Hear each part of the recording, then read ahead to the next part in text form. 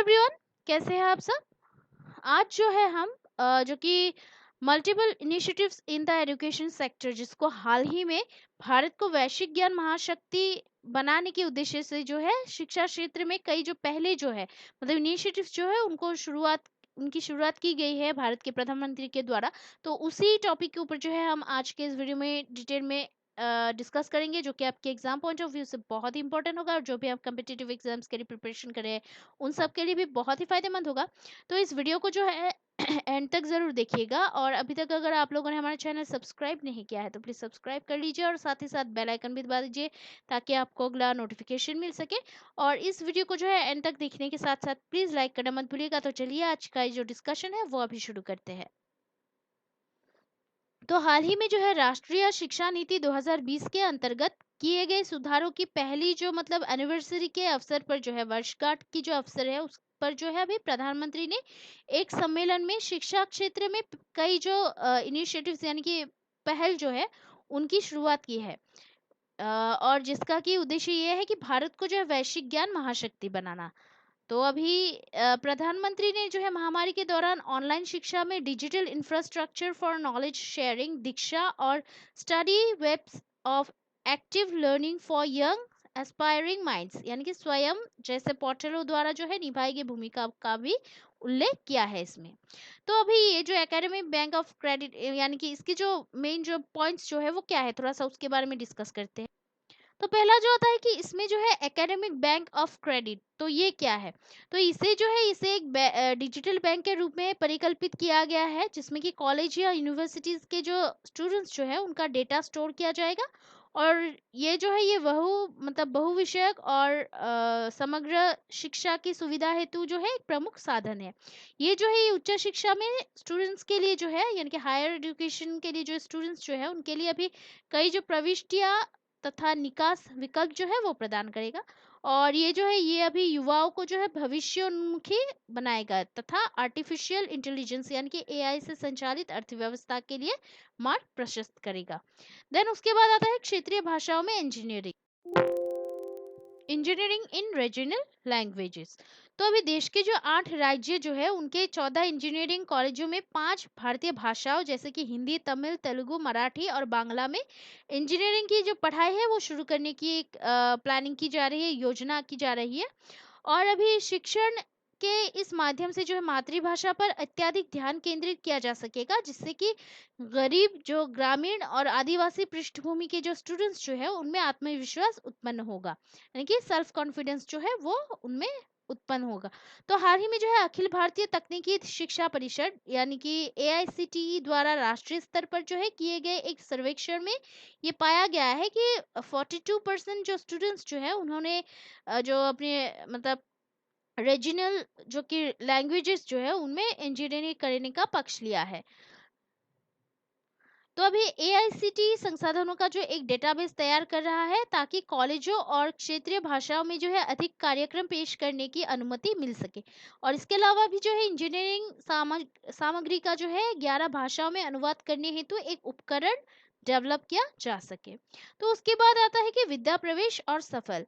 तो इसमें अभी देखिए कि इसमें जो है ग्रेड 1 के जो स्टूडेंट्स हैं उनके लिए 3 महीने का प्ले आधारित स्कूल मॉड्यूल और सीबीएसई स्कूलों में जो है ग्रेड 3, 5 और 8 के लिए जो है एक योग्यता आधारित मूल्यांकन ढांचा सफल यानी कि structure assessment for analysis learning level, तो ये जो सफल जो है उसको जारी किया जाएगा। तभी उसके बाद आता है कि नेशनल डिजिटल एजुकेशन आर्किटेक्चर एनडीईआर। तो ये जो है ये अभी ये जो है ये नए शिक्षा पारिस्थितिकी तंत्र के निर्माण में मदद करेगा, जिससे कि एक डिजिटल नींव तैयार करने में मदद मिलेगी। साथ ही जो है अभी सभी जो हितधारकों को विशेष रूप से जो राज्यों और केंद्र को जो है स्वशासन के लिए बढ़ावा देगा। ये जो है ये अभी जो कि शिक्षाविद जो है उनको प्रतिभा और क्षमताओं के आधार पर मूल्यांकन का अवसर प्रदान करता है, जिससे कि स्टूडेंट्स को जो है उनकी विशिष्टताओं के क्षेत्र में और अधिक समझने में यानी कि ज्यादा से ज्यादा समझने में जो है मदद मिलेगी, जिसका उपयोग जो है यूज जो है उनके फ्यूचर के पेशे में यानी कि प्रोफेशन में जो है किया जा सकेगा। देन उसके बाद आता है नेशनल एजुकेशन टेक्नोलॉजी फोरम यानी कि एनईटीएफ। तो ये जो राष्ट्रीय शिक्षा प्रौद्योगिकी मंच जो है, ये प्रौद्योगिकी आधारित हस्तक्षेपों पर केंद्र और राज्य सरकार की एजेंसियों को स्वतंत्र साक्ष्य आधारित सलाह प्रदान करेगा और जमीनी स्तर पर जो है शिक्षा में प्रौद्योगिकी की पहुंच में सुधार पर विशेष ध्यान दिया जाएगा इसमें। अब स्कूलों को जो है जो कि छात्रों को जो है उभरते तकनीकी कौशल सिखाने के लिए योग्य शिक्षकों को भी नियुक्त करना होगा। और इस फोरम की स्थापना के बाद जो है शैक्षणिक जो सामग्री है और अनुसंधान को बढ़ाने के लिए जो है प्रौद्योगिकी के उपयोग संबंधी कदमों के बारे में जो है स्कूल वार सूचना मांगी जाएगी और इसे जो है गवर्नमेंट के द्वारा वित्त पोषित किया जाएगा। और लेकिन बात की चरण में जो है, यानी कि बात के फेजेस में जो है निजी वित्त पोषण और उद्योग निकायों से समर्थन जुटाया जाएगा, यानी कि खुद के फाइनेंशियल सपोर्ट और जो मतलब कोई भी जो उद्योग निकाय जो है उनसे समर्थन जुटाया जाएगा। देन उसके बाद जो आता है निष्ठा 2.0, तो ये जो है इससे शिक्षकों को उनकी जो है जरूरत के मुताबिक प्रशिक्षण मिलेगा और वे अपने सुझाव जो कि विभाग को जो है दे सकेंगे। इसमें जो है 12 सामान्य और 56 विशेष जो कि मतलब विषय विशिष्ट मॉड्यूल जो है, यानी कि 12 सामान्य और 56 जो है विशेष विषय विशिष्ट मॉड्यूल सहित 68 मॉड्यूल होंगे तथा इससे जो है लगभग 10 लाख जो मतलब टीचर्स जो है वो शामिल होंगे। निष्ठा जो है विश्व में अपनी तरह का पहला सबसे बड़ा शिक्षक प्रशिक्षण कार्यक्रम है जो कि स्टूडेंट्स में जो है आलोचनात्मक सोच को प्रोत्साहित करने और बढ़ावा देने के लिए जो है शिक्षकों को प्रेरित तथा सुसज्जित करता है।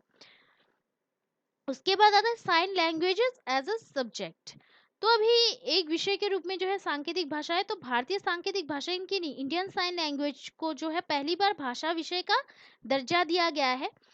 छात्र जो है स्टूडेंट्स जो है इसे एक भाषा के रूप में भी पढ़ सकेंगे। तो 3 लाख से ज्यादा जो स्टूडेंट्स जो है ऐसे ही मतलब ऐसे है जिन्हें कि अपनी जो एजुकेशन के लिए जो है सांकेतिक भाषा की आवश्यकता होती है। इससे जो है भारतीय सांकेतिक भाषा को बढ़ावा मिलेगा और दिव्यांगों को जो है अभी उनको मदद मिलेगी इससे।